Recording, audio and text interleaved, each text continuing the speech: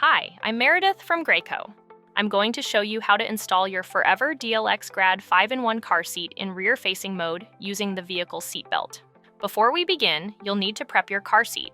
Remove the infant supports and seat insert and set them to the side.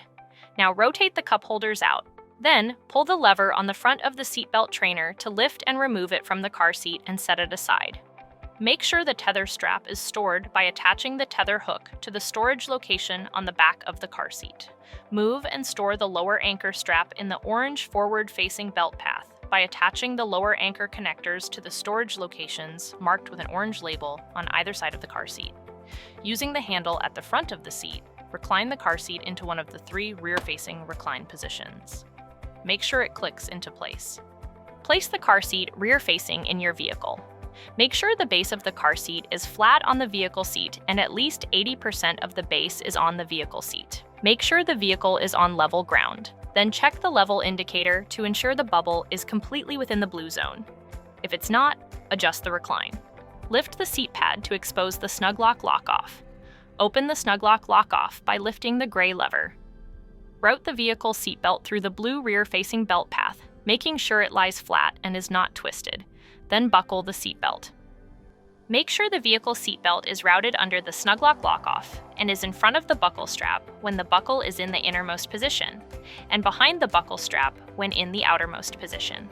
To tighten the vehicle seatbelt, place your hand on the center of the seat and pull on the shoulder belt while feeding the slack back into the retractor. Once slack is removed, close the snug lock lock-off until you hear a click. Lock the seatbelt after the belt is tightened.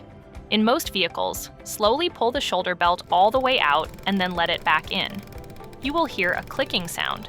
Slowly pull out on the belt to ensure it is locked. Test for tightness by placing your hands at the rear-facing belt path and move the seat side to side and front to back. It should not move more than 1 inch. If the seat moves more than 1 inch, open the snug lock lock-off. Remove more slack from the vehicle seatbelt. Close the snug lock lock-off, then retest for tightness. Check the level indicator again to ensure it's still completely in the blue zone. Replace the seat pad. Reattach the seatbelt trainer by inserting the locking tab into the slot at the back of the seat. Thread the buckle strap through the matching slot in the seatbelt trainer. If using the rear slot, you will need to open the belt guides slightly. Make sure to close the belt guides and then push down on the front of the seatbelt trainer until you hear it click securely into place. Reattach the seat insert and infant supports if using them. Move the headrest back to the proper position for your child. Your car seat is now installed.